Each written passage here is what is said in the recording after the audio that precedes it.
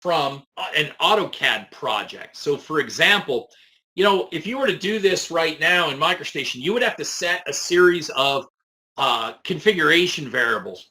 And you would set about 5 or 6 of them for things like the cells, the cell list, in other words, the blocks, where DWG files are, and so on.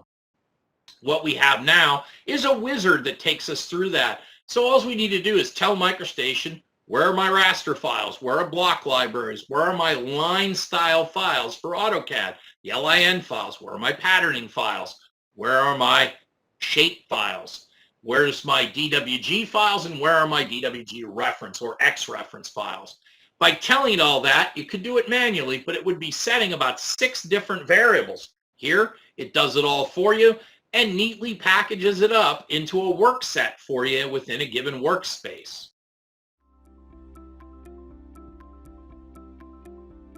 If you found this video helpful, please give it a like. If you want to see more such series, consider subscribing to our channel. Thank you, and see you next time.